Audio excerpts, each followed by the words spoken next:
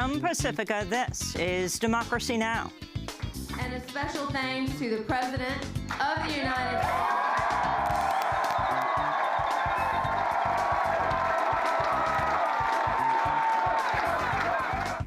In the most expensive congressional race in history, Republican Karen Handel has defeated Democrat Jon Ossoff in a special election in Georgia. We'll go to Atlanta for a response. Then we look at how Senate Republicans are attempting to push through a new health care bill without any public debate. We'll speak with Nation publisher Katrina vanden Heuvel. Plus, we speak to a leading community organizer in Little Pakistan in Brooklyn. The neighborhood persevered after 9/11. Can it survive in the age of Trump? So in Little Pakistan in Brooklyn, people stop me on the streets all the time asking me what to do. They are worried about their immigration status, they're worried about their children, they're worried about their families. They're always in fear of this administration coming back and putting in more bans or other issues regarding them. We'll look at the case of yet another attempted deportation. All that and more coming up. Welcome to Democracy Now!, democracynow.org, The War and Peace Report. I'm Amy Goodman. In Georgia, Republicans have pulled off a victory in the most expensive congressional race in history. In a special election in Georgia's 6th district, Republican Karen Handel won nearly 53% of the vote, defeating her challenger, Democrat Jon Ossoff, to fill the seat left vacant by Dr. Tom Price, resigned to become Secretary of Health and Human Services. The candidates and outside groups spent more than $55 million on the race, a record-shattering amount. While the Atlanta seat has been held by a Republican for decades, Democrats were hoping to pull off an upset in the suburban Atlanta district where President Trump's approval rating is just 35%. This marks the 4th congressional race Democrats have lost since the election of Trump. This is Karen Handel speaking Tuesday night. And a special thanks to the President of the United States.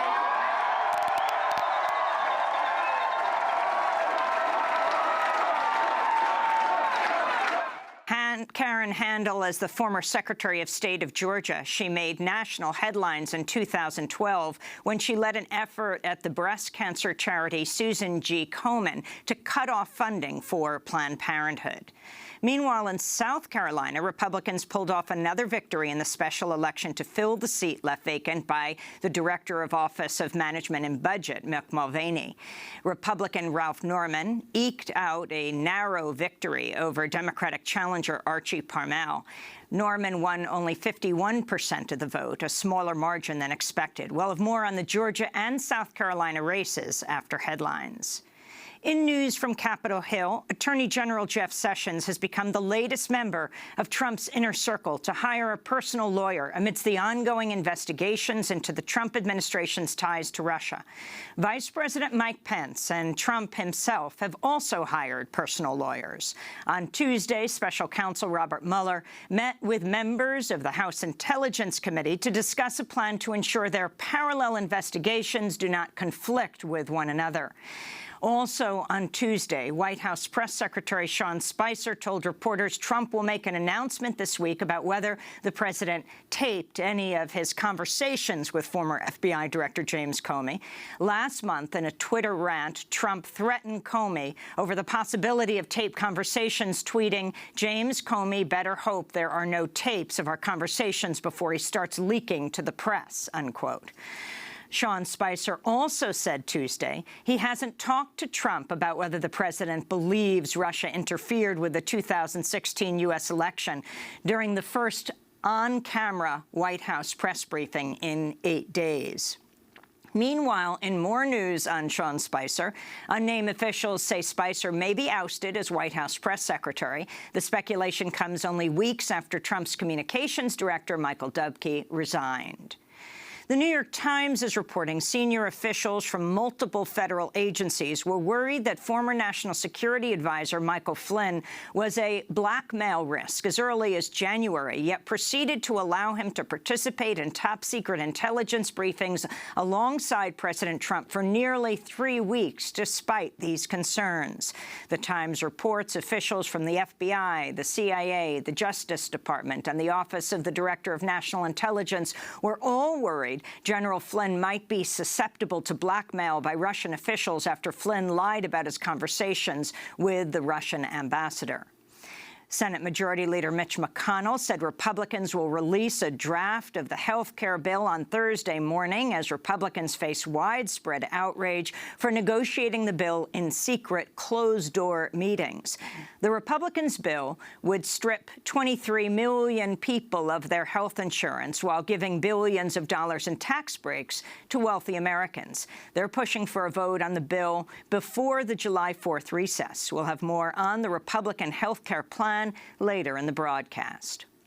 In the latest escalation in Syria, the Pentagon says a U.S. fighter jet shot down an Iranian-made armed drone on Tuesday, only days after the U.S. shot down a Syrian warplane on Sunday. The Pentagon claims the drone was flying toward U.S.-backed Syrian fighters. Russian officials have threatened to target U.S. planes flying west of the Euphrates River. Tuesday's downing of the drone is sparking increasing fears of the possibility of a direct confrontation between the U.S. and Russia in Syria. This is United Nations Secretary General Antonio Guterres. I am concerned, even if there were some declarations more recently that gave us the idea that there would be a de-escalation of this situation, and I strongly hope that there will be a de-escalation of this situation, because these kind of incidents can be very dangerous in a conflict situation in which there are so many actors and in which the situation is so complex on the ground. So indeed, I am concerned, and I hope that this will not lead to any escalation of a conflict that is already as dramatic as it is. In Saudi Arabia, King Salman has deposed his nephew as crown prince and has replaced him with his son. Mohammed bin Salman bin Abdulaziz is now first in line for the throne. Mohammed bin Salman currently serves as defense minister and has been presiding over the devastating U.S.-backed Saudi-led war in Yemen. In response to the news, the Huffington Post foreign affairs reporter Akbar Shahid Ahmed tweeted, quote, "This is huge. Man he is replacing was against Qatar crusade and Yemen war. Saudi is doubling down on its most controversial actions," unquote. Meanwhile, in Yemen, health officials say multiple U.S.-backed Saudi-led coalition airstrikes killed at least 25 civilians at a market in northern Sa'da province on Sunday. Graphic images that circulated on social media over the weekend show corpses lying amidst rubble and survivors surveying the damage to the market. More than 10,000 people have died amidst the ongoing U.S.-backed Saudi-led war in Yemen, which has also destroyed Yemen's health, water, and sanitation systems, sparking a deadly cholera outbreak. The U.S. State Department expressed confusion on Tuesday about Saudi Arabia's move to cut diplomatic ties with Qatar, saying the Saudis and other Gulf countries have not revealed their grievances more than 2 weeks after they severed ties. State Department spokeswoman Heather Nauert said Tuesday, quote, "At this point, we're left with one simple question.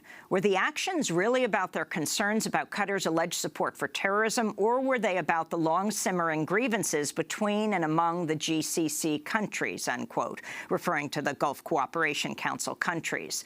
President Trump initially celebrated and even tried to claim credit for Saudi Arabia's decision to cut ties with Qatar, tweeting, quote, "During my recent trip to the Middle East, I stated that there can no longer be funding of radical ideology. Leaders pointed to Qatar. Look," unquote. But then a week later, the U.S. agreed to sell $12 billion worth of U.S.-manufactured F-15 fighter jets to Qatar. Secretary of State Rex Tillerson is meeting with Chinese officials today. Tillerson was planning to use the meetings to press Chinese officials to continue to confront North Korea over its nuclear program. But on Tuesday afternoon, President Trump appeared to abandon this effort in a tweet, writing, quote, "While I greatly appreciate the efforts of President Xi and China to help with North Korea, it has not worked out, and at least I know China tried," unquote. The New York Times reports that senior officials say they're trying to understand the meaning of the tweet. In Somalia, at least 15 people were killed in a suicide car bombing in the capital Mogadishu Tuesday. Police say most of the victims were civilians. The militant group al-Shabaab has claimed responsibility for the attack. The International Organization for Migration says as many as 120 refugees are missing and feared drowned after a boat sank off the coast of Libya Friday. The majority of the victims were Sudanese and Nigerian. At least 2,000 refugees have now died this year while attempting to cross the Mediterranean and reach Europe. Meanwhile, in Hungary, the trial has begun of 4 men charged with killing 71 refugees who were found suffocated in the back of an abandoned, overcrowded truck in 2015. The victims were from Syria, Iraq, and Afghanistan and included at least 4 children. The men are also charged with human trafficking.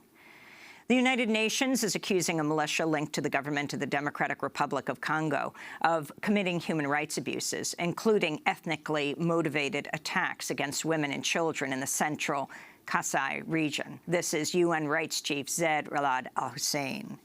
Refugees from multiple villages in the Kamonya territory indicated that the Banamura have in the past 2 months shot dead, hacked or burnt to death and mutilated hundreds of villagers, as well as destroying entire villages. In Honduras, journalist and congressional candidate Victor Funes was murdered outside his home in the Caribbean coastal city of La Ceiba on Thursday. Victor Funes directed the local nighttime television news show. Police say they've arrested a suspect in the case. Human rights groups say Funes is at least the 70th journalist murdered in Honduras since 2001. Uber founder Travis Kalanick has resigned as CEO amidst a widespread sexual harassment scandal at the Wall Street-backed ride-hailing company. His departure comes after a revolt by a number of investors who demanded Kalanick's ouster. Last week, billionaire David Bonderman also resigned from Uber's board after making disparaging comments about women at a board meeting intended to address sexual harassment, saying if there were more women on the board, quote, it's much more likely to be more talking, unquote. At least 20 Uber workers have also been fired over the reports of sexual harassment. The dash camera video of the police killing of African-American motorist Philando Castile in Minnesota has been released only days after police officer Geronimo Yanez was acquitted of manslaughter. The dash cam video shows Yanez pointing his gun at Castile through the driver's side window. Castile then informs the officer he has a gun in the car, which he was licensed to carry. In the video, you can also hear the voices of Castile's girlfriend, Diamond Reynolds, and her 4-year-old daughter, who were both inside the car. A warning to our audience, this video is graphic. Sir, I have to tell you, I do have a firearm on me. Don't reach for it, then. Don't pull it out. I'm not pulling it out. Don't pull it out. You just killed my boy. He wasn't reaching. Don't pull it out. He wasn't. Don't move. Oh, man, I can't. Don't move. Oh, my Don't God. move. Oh, my God. I'm shaking. Don't move. Don't move, baby. Code 3. Get the baby girl out of here. Get the baby girl out of here. The words of police officer Geronimo Yanez screaming as the 4-year-old girl escaped from the car after watching Philando Castile being shot 7 times by the officer Yanez. And in Ferguson, Missouri, the parents of Michael Brown have settled their wrongful death lawsuit with the city of Ferguson over the murder of their son by white police officer Darren Wilson in August of 2014. Michael Brown was 18 years old and unarmed when Officer Wilson shot him dead and then left his body to lie in the street for over 4 hours. The settlement is sealed, which means the terms will not be made public. And those are some of the headlines. This is Democracy Now!, democracynow.org, the War and Peace Report. I'm Amy Goodman. We begin today's show in Georgia, where the Republicans have pulled off a victory in the most expensive congressional race in history. In a special election in Georgia's 6th district, Republican Karen Handel won nearly 53% of the vote, defeating her challenger, Democrat Jon Ossoff, to fill the seat left vacant after Tom Price resigned to become Secretary of Health and Human Services. The candidates and outside groups spent more than $55 million on the race, a record-shattering amount. While the seat has been held by a Republican for decades, Democrats were hoping to pull off an upset in the suburban Atlanta district, where President Trump's approval rating is just 35%. This marks the 4th congressional race Democrats have lost since the election of Trump. Speaking Tuesday night, Handel thanked President Trump. I need to also thank Speaker Ryan and the House leadership and so many of the members across this country who also united to help us hold the 6th.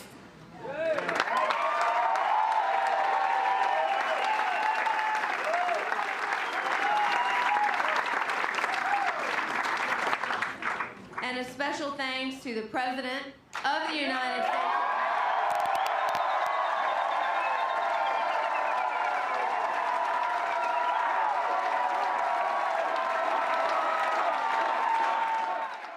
Karen Handel is the former Secretary of State of Georgia. She made national headlines in 2012 when she led an effort at the breast cancer charity Susan G. Komen to cut off funding for Planned Parenthood.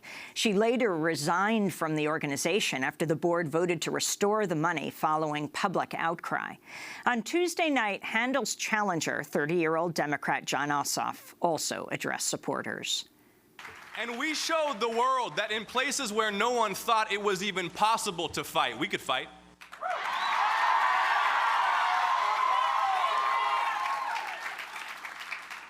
We showed them what courage and kindness and humility are capable of. We showed them that we can still build coalitions of people who may not see eye to eye on everything, but rather than demonizing each other, we find common ground to move forward. And that's the only way this country will move forward. We go now to Atlanta, where we're joined by 2 guests. The Reverend Dr. Raphael Warnock is senior pastor of the Ebenezer Baptist Church in Atlanta, Georgia, which was the spiritual home of Dr. Martin Luther King, Jr. He's also the chair of the New Georgia Project. Nan Orrock is also with us, a Democratic state senator in Georgia. Her Senate District 36 includes downtown Atlanta. We welcome you both to Democracy Now! Let's begin with Dr. Raphael Warnock. What happened in Atlanta? It was very close, but in the end, the Republican pulled it out. And Karen Handel, in her acceptance speech and her victory speech last night, thanked President Trump as people chanted, "Trump, Trump." Well, good to be here with you, Amy, even on a day like this. We have to play for the long game.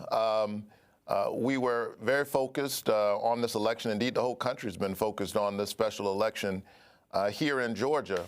I do think we have to keep in mind that this has been a solid Republican district for a very long time, for about 4 decades. So this was an uphill journey from the beginning. The fact that this was actually a real race, that there was serious movement on the left, can only be accounted for with reference to Donald Trump. So there is deep unrest in the country. His approval rating is very low, even in that district. I found it very interesting and curious that Karen Handel virtually ran away from the president during the campaign and ran toward him last night during her victory speech. So we'll continue to make the case. As chair of the New Georgia Project, we're very focused on expanding the electorate. I believe that our social vision will be as narrow as the electorate is.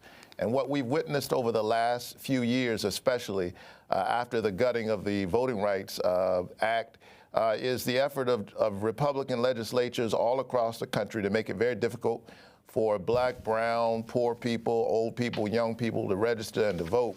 And that's the work of the New Georgia Project. And that's the work we'll continue to do in the next several months, even the next few years. We've registered 215,000 new voters Since 2014, we hope to register about 1 million by the end of the decade.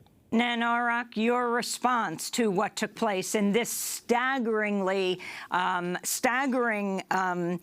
expensive congressional race, the most expensive race in the history, congressional race in the history of this country? We are, of course, disappointed, but at the same time very mindful, as Pastor Warnock said, that this has been a deep red district since 1979.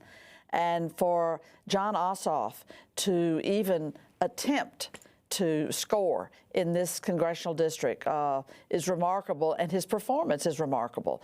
The activity that we saw on the ground, the outpouring, it awakened the electorate in the Congressional District 6 that thought it had nowhere to go. The diversity of his support and the intensity, the enthusiasm. I can't remember when I've seen such an enthusiastic, sustained effort here in this state. And the way I look at it, Amy, is that no, we didn't take the seat last night.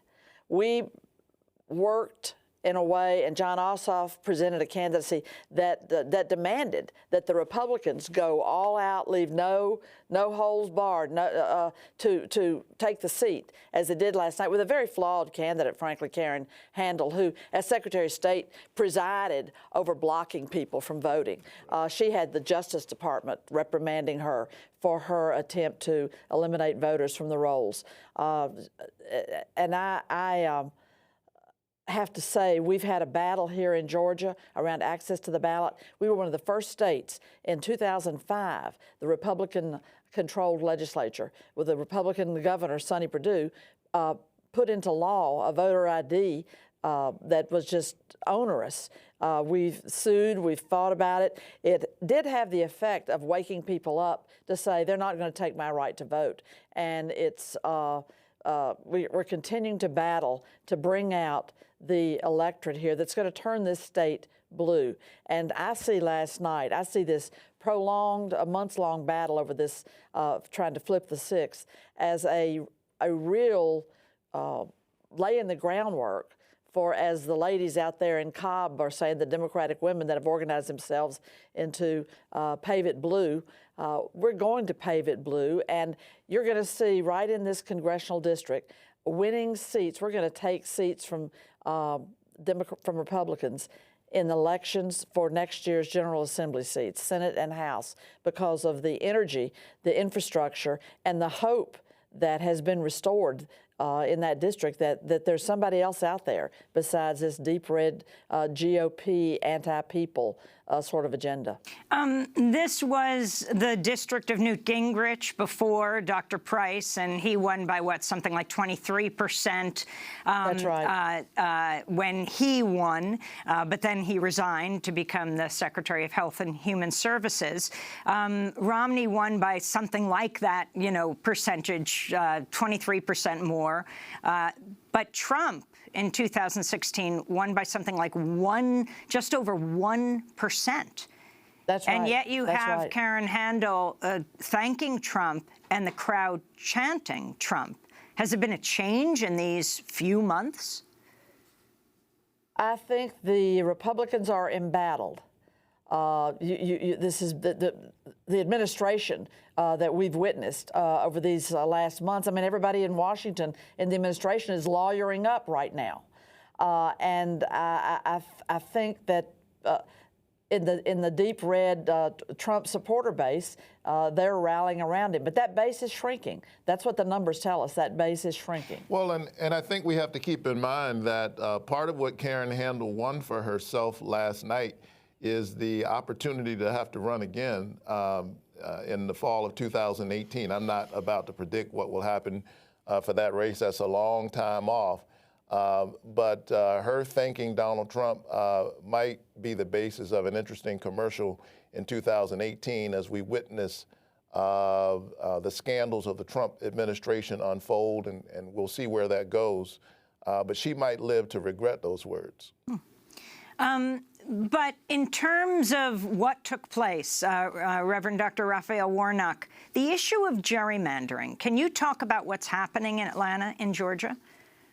Yeah, well, as the Voting Rights Act was gutted by the Supreme Court a few summers ago, many of us have been really having to fight the good fight on the ground. As Senator Orrock pointed out, even before that happened, in 2005, Georgia has the distinction of leading the pack with making it hard for people to vote. So we've been fighting this issue for a long time.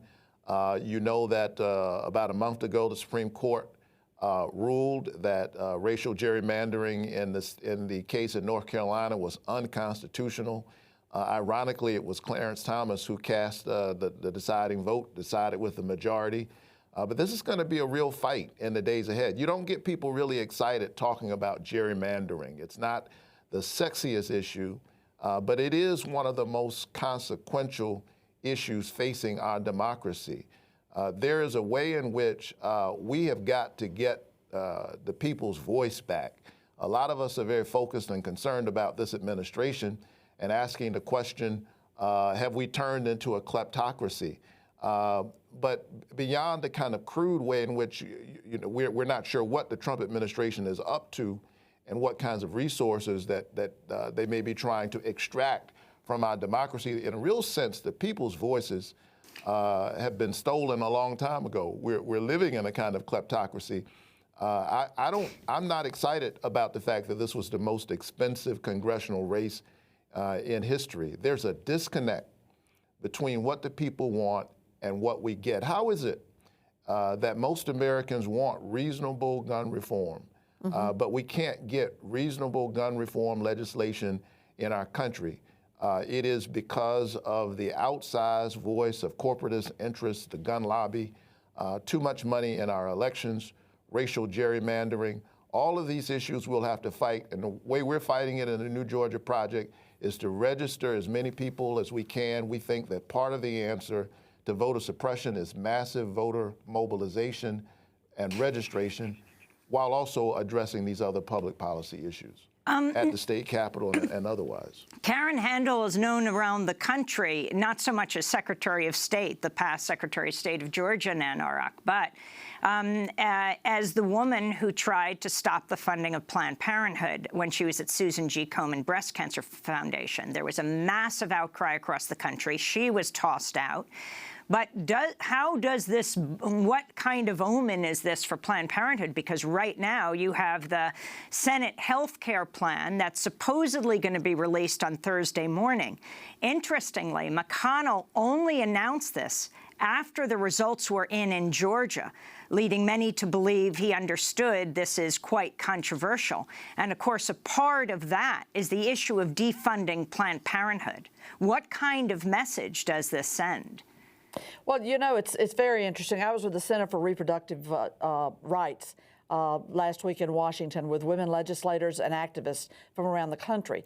And the polling numbers are very startling. Over 40% of Republicans support the right to abortion and maintaining Roe v. Wade. And the numbers are astronomical among Democrats. It's another example, as Pastor Warnock said, of where the mass of people are on one side of this issue, and yet you have this narrow, reactionary, anti-people agenda that's being driven by the GOP, and they have been well served by gerrymandering. We really launched and mobilized against them in the session here this several months ago here in the General Assembly to smash their bill to reapportion. You know, they've go around now and they're not satisfied with reapportioning every 10 years after the census.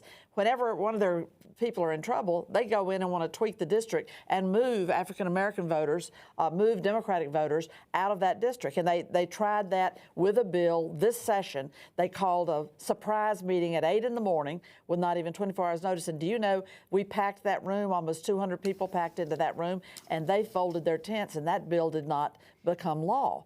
But so there's more attention being paid now to this outlandish gerrymandering and the way that they are controlling seats. And as has been demonstrated, it makes for polarized politics when people don't have to come together in the middle to look for solutions. Racial gerrymandering, placing polling stations in police stations, the kinds of abuse we witness in Quitman County. I would encourage your viewers to Google Quitman County and voting rights. If you read that story, it will read like something out of the 1950s. And this was literally just a couple years ago here in Georgia, as the NAACP and other grassroots organizers simply focused on registering people to vote. In some cases, their own family members. One woman spoke and signed for her father, who was unable to sign the application. I believe he was blind or something. But literally, people facing criminal charges. That's right. For trying to give voice to ordinary people. So we've got to build a big tent, a broad coalition of women, poor people, minorities, on that issue, young people. On that issue Yes. of a broad tent, do you think, Dr. Raphael Warnock, that Ossoff represented, I mean, is this not just a battle between Republicans and Democrats, but the heart of the Democratic Party?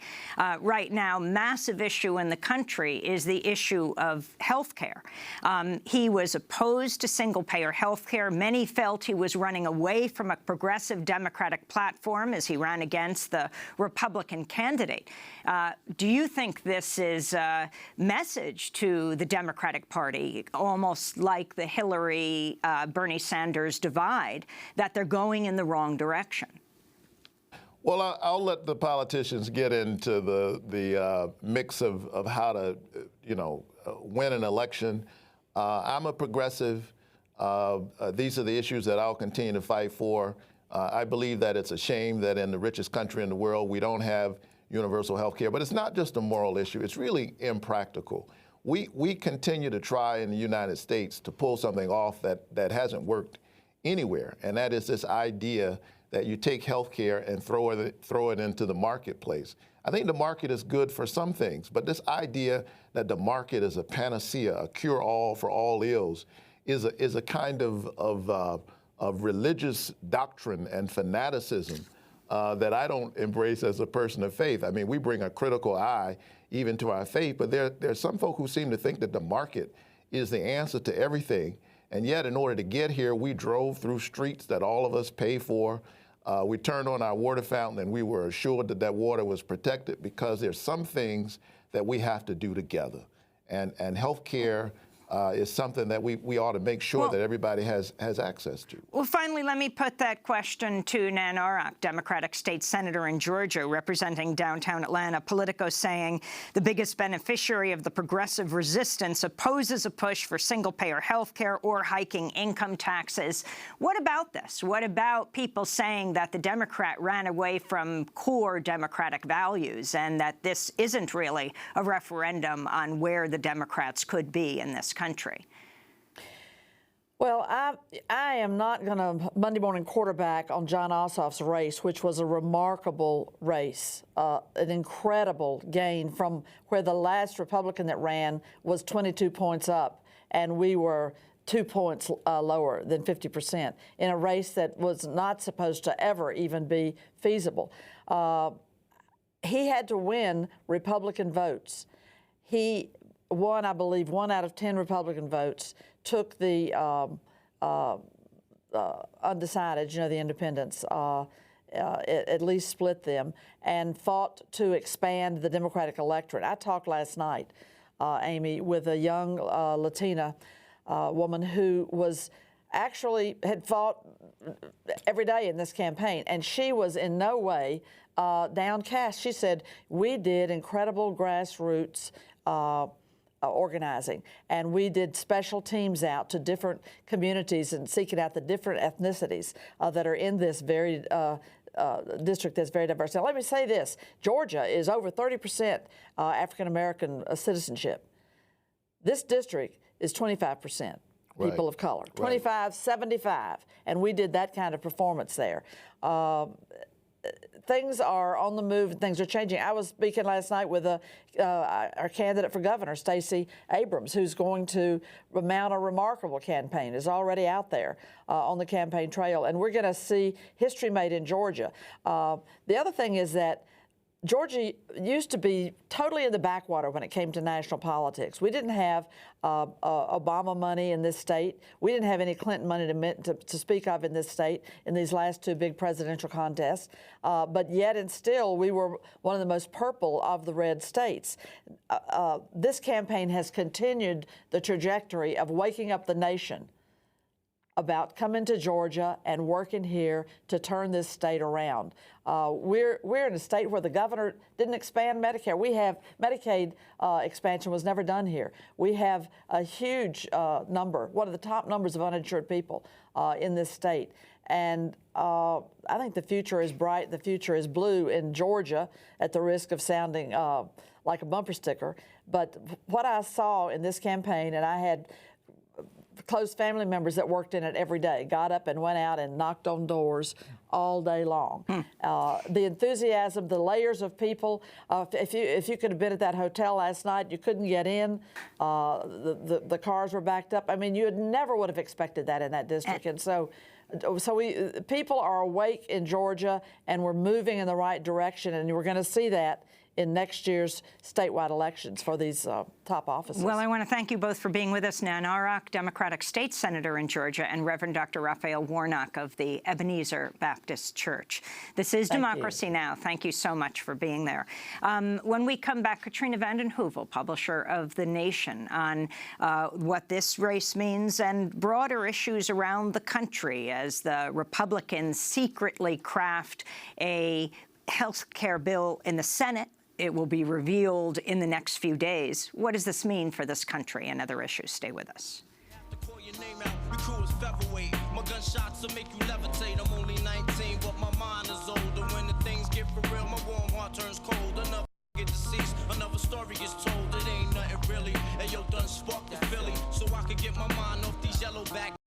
While they still alive, I don't know, go figure. Meanwhile, back in Queens, the realness and foundation. If I die, I couldn't choose a better location. When the slugs penetrate, feel a burning sensation, getting closer to God in a tight situation now. Take these words home and think it through, or the next rhyme I write might be about you. Son, they shook, cause ain't no such things as halfway crooks. Scared to death and scared to look, they shook, cause ain't no such things as halfway crooks. Scared to death and scared to look. Living the life that is diamonds and guns. There's numerous ways you can choose to earn funds.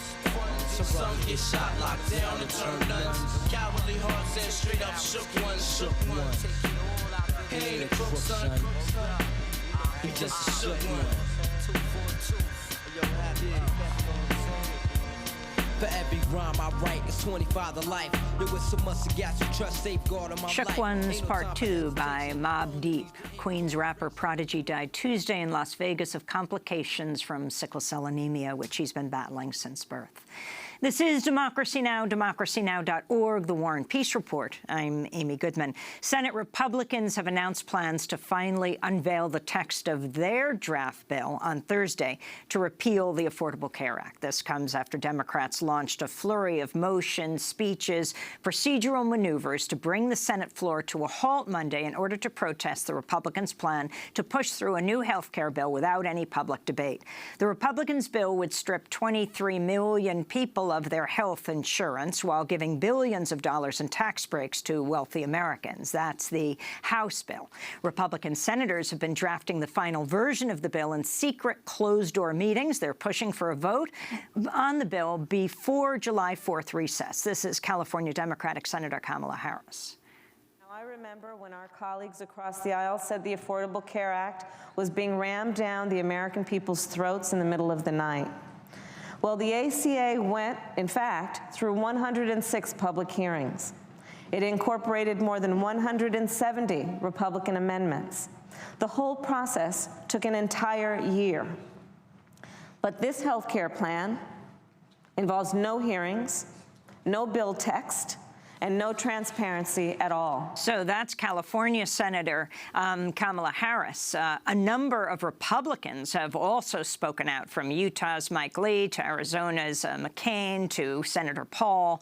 We're joined now by Katrina vanden Heuvel, editor and publisher of The Nation, America's oldest weekly magazine. Katrina vanden Heuvel is also a columnist for the WashingtonPost.com. Her latest column on Trump, the media's malpractice, continues. So what's happening here? Thank you, Amy. Well, let me just say about Georgia. Don't overread. Don't be demoralized. The Cook report, pretty acclaimed monitoring of congressional seats, just the other day said that currently 71% of congressional districts are competitive. I mean, those could be won. You're looking at how tough the Republicans had it to win in ruby red districts. I think it's important, as John Nichols in The Nation did last week, to look down ballot at a kind of resistance and renewal politics, where you're witnessing in the 9th Assembly District in New York, Christine Pellegrino, someone you've covered, Chokwe Lumumba in Jackson, Mississippi. Larry Krasner is poised to be the next district attorney in Philadelphia, progressive, taking on the criminal justice system. Sarah Vowell in St. Louis. So I think we need to look down ballot, and I think we need to understand how competitive the House races will be in light of the struggle of the Republicans to keep these ruby red districts. Well, what about this issue of what Ossoff exactly represented? The critique that he didn't push forward core platform issues like single payer, free tuition, Fight for 15. No, I mean, I think it's interesting, and I believe Nan Orrick spoke to Stacey Abrams, who may be the first African-American governor of Georgia, who launched her campaign on the eve of this race. She brought two pillars of the Democratic Party, Nina Turner, who's been with Bernie Sanders, Jason Kander, who's more on the Clinton side. But together they spoke to a new kind of majority you could build in Georgia, not pitting against the white working class, because after all, it's a working class, bringing together in a majority-minority state soon,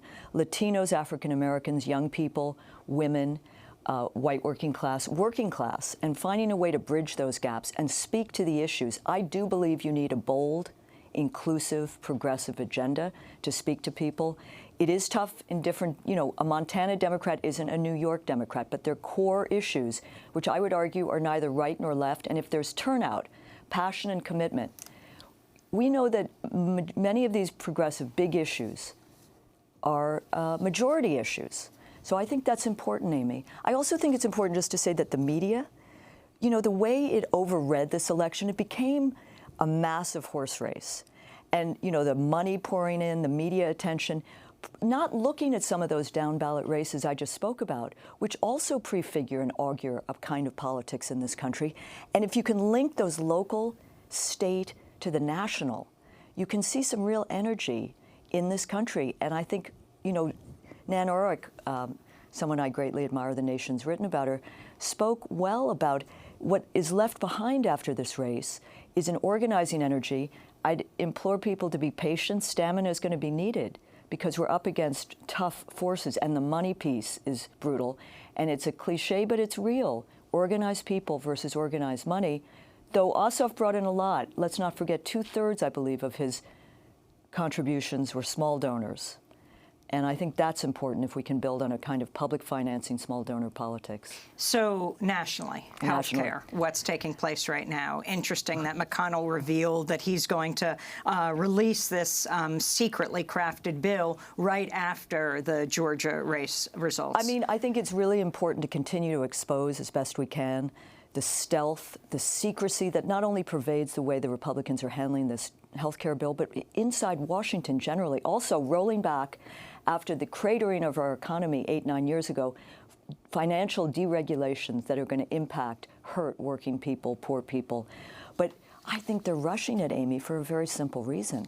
They know how unpopular it is, not just with the American people, but with members of their own constituency, and they're desperately trying to move something before they go back to they head into the July 4th recess, because they've seen this anger and passion in this country.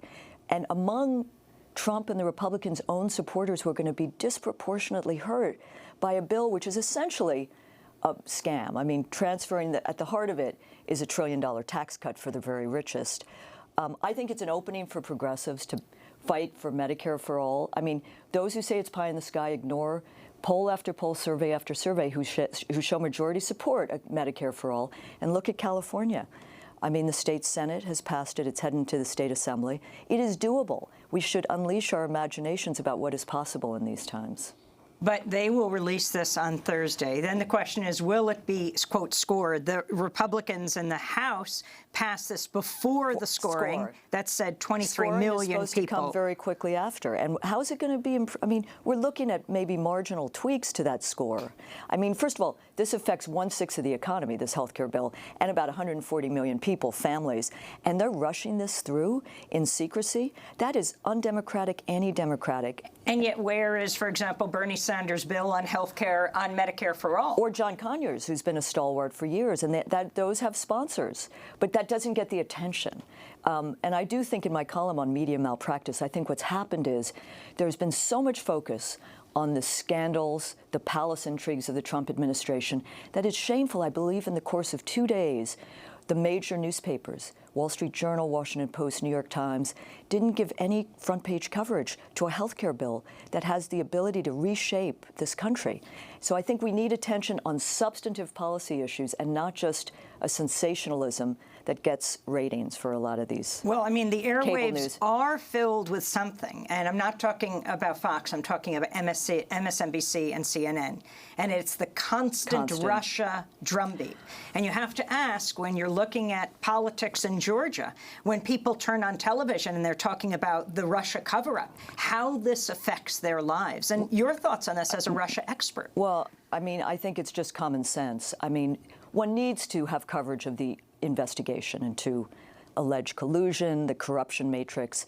But, you know, what about what's going on in Flint? What's going on in parts of this country? I think it is obscuring the real-life experience millions of people are living, and it is a hijacking of our airwaves, a dereliction of duty to issues that demand more attention. There's no, you know, give it some coverage. But, you know, Chris Murphy tweeted the day Jeff Sessions testified, give that 10%, 90% people focus on healthcare, media focus on healthcare, focus on the toxic agenda that is being passed without enough attention. I think it's a disservice to this country, and I think it's not only for ratings, but, you know, remember Les Moonves of CBS said at the beginning of the Trump, you know, I mean, he said the Trump campaign's great for our ratings, may not be great for America. Jeff Zucker of CNN just recently said same thing. They're also very happy with the other war on the media, Amy, which is the deregulation agenda. The FCC is going to roll back cross-ownership, net neutrality, and I think that, too, is going to strip people of a democratic airwaves, which, as you've said many times, belongs to the people. So I want to go to your piece in the WashingtonPost.com, where you say 13 male Republican senators have been meeting in private to draft a bill. No one else knows what's in it. There have been no hearings, no public debate. Democrats and the public are completely locked out. So this is Missouri Democratic Senator Claire McCaskill speaking on the Senate floor. When you say that you're inviting us, and I heard you, Mr. Secretary, just say we'd love your support, for what? We don't even know. We have no idea what's being proposed. There's a group of guys in a back room somewhere that are making these decisions. There were no hearings in the House. I mean, listen, this is hard to take because I know we made mistakes on the Affordable Health Care Act, Mr. Secretary. And one of the criticisms we got over and over again that the vote was partisan. Well, you couldn't have a more partisan exercise than what you're engaged in right now. We're not even going to have a hearing on a bill that impacts 1/6 of our economy. That's Missouri Democratic Senator Claire McCaskill. I mean, that went viral. It's powerful. I mean, it speaks to a basic truth that this country, citizens deserve and demand hearings. But do you remember the rank hypocrisy of Mitch McConnell about the Obamacare ACA process? It was very deliberative. There were many hearings. There was the ability for Republicans to weigh in. Now he's going on about, well, no, this is what happened with Obamacare. BS. But I think it demands massive citizen mobilization, Amy, to demand that there be hearings. And I think because there may be some Republican fall-offs, because of the Medicaid issue primarily. Some senators like what's going on in their states. If you can get this to the July 4th recess, your viewers and millions of others should be out there demanding hearings, demanding a slowdown of a process. We've seen this too often, too. I'm reminded of the Patriot Act, which passed in 2 or 3 days, and it later turned out no one had really read it. This is not a functional democracy or representative government. I mean, as all the emphasis is being put on the Russia investigation, Democrats hoping this could lead to the impeachment of Donald Trump, you have the dismantling of the administrative state right now at every level. Absolutely. And listen, the focus on Russia, the obsession with Russia, is stymieing this government. I mean, it is creating dysfunction. But at the same time, it is stripping, you don't have the oxygen to give to the attention that this deserves.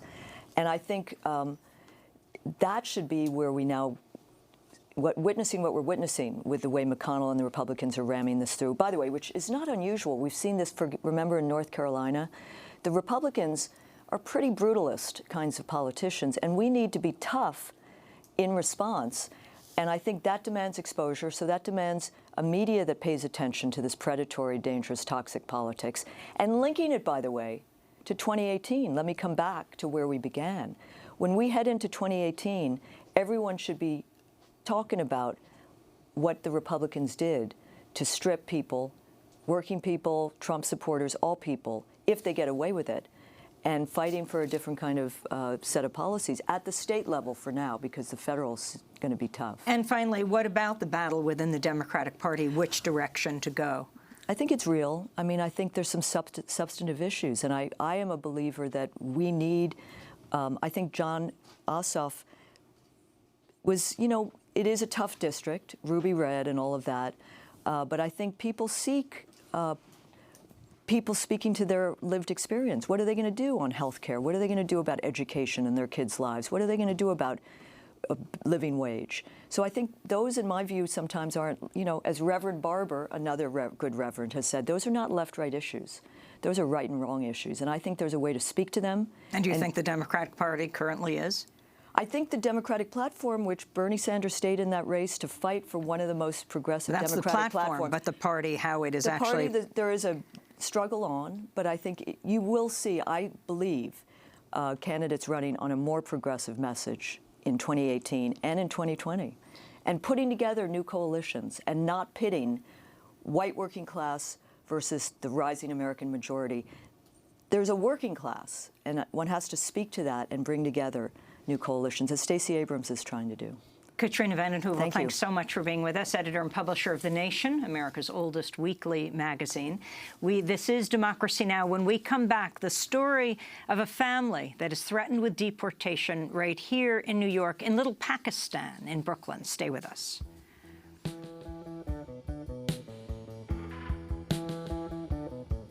No, I don't know just why. No, I don't know just why.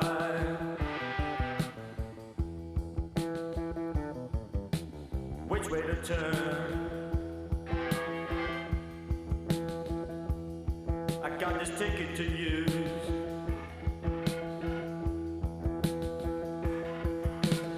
Through childlike ways, rebellion and crime, to reach this point and retreat back again. The broken hearts, all the wheels that have turned, the memory scarred and the vision is blurred.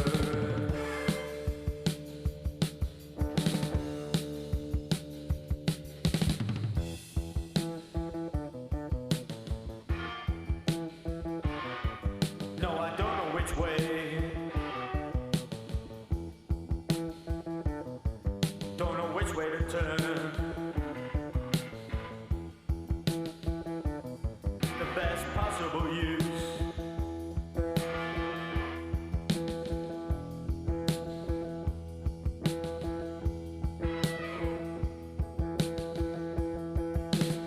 Just passing through till we reach the next stage.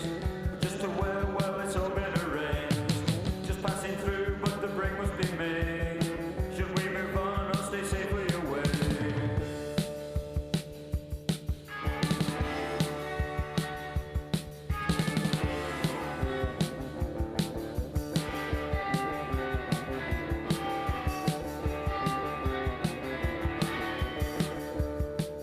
From Safety to Where by Joy Division. This is Democracy Now!, democracynow.org, The War and Peace Report. I'm Amy Goodman. Can the Brooklyn neighborhood of Little Pakistan survive the presidency of Donald Trump? That's the question posed by a new piece in the New Yorker magazine. Writer Jennifer Gonnerman looks in part at the story of Shahid Ali Khan and his family, who are facing possible deportation. For years, they successfully received stays of removal, but this year appears to be different. On July 6th, they have a meeting scheduled at the ICE Enforcement and Removal Field Office. That meeting could determine if the family can stay in the United States. We're joined now by two guests. Mohammed Razvi is founding executive director of Council of People's Organizations, and we're joined by Jennifer Gonnerman, staff writer for the New Yorker magazine, who's written the piece, Fighting for the Immigrants of Little Pakistan. Jennifer, talk about this extremely poignant story of this family who came to this country to save the life of their baby boy. Right, it's an extraordinary story. The Khans came in 1997, two parents and a baby who was not yet two. The father was a bank manager in Pakistan. He gave up everything because his son was born with a heart defect and needed surgery that couldn't be gotten in Pakistan. He looked into various countries to come to, ultimately got a visa to come to the United States, came to Brooklyn, went from one hospital to another, and ultimately ends up at Mount Sinai. And when his son is 2 years old, he gets open heart surgery there. Here in New York City. Exactly, Mount Sinai. exactly. And then, as a consequence of that surgery, the son ends up suffering a very rare movement disorder in which he's unable to control his limbs, can't eat, can't feed himself, can't walk, needs a feeding tube, wheelchair, and the family has no choice but to stay. So even after their visa runs out, they try to get, an extension, and they stay here and continue to get medical treatment for their son. And over the next years, the son makes terrific progress. He's now walking, though not too steadily. He talks a little bit, not too easy to understand, but his progress has been tremendous. And the family continues to get treated at Mount Sinai and elsewhere. And they say he will not be able to proceed like this or progress if he is forced out. His doctors say that the treatment he needs, he's got a number of very complicated and unusual medical conditions, and the support system that he has here, he will not have if he's sent back to Pakistan. I had heard about the family because it's somebody that Mr. Razvi had helped in the past, post 9/11, and somebody he was very proud of helping and being able to stop their deportation many years into the past. And then I happened to be in his office, it was about a week or two ago, finishing up this story for the New Yorker.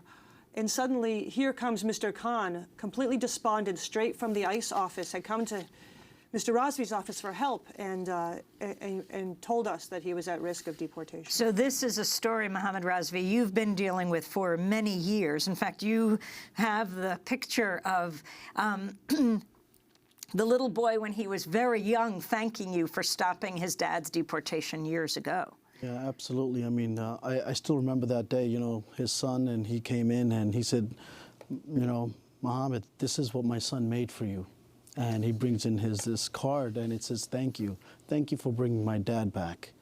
And, at that time he graduated from elementary school and he really wasn't able to speak as much as Jennifer was saying, but it was just heart-filling that, we were able to save this person. So what are the chances now? You represent so many in the Pakistani community who come to you for help. July 6th is the day they have to go into the ICE office. Is it the whole family or just Shahid Ali Khan, the father? No, it's the whole family. Could be deported after decades here. After decades of being here.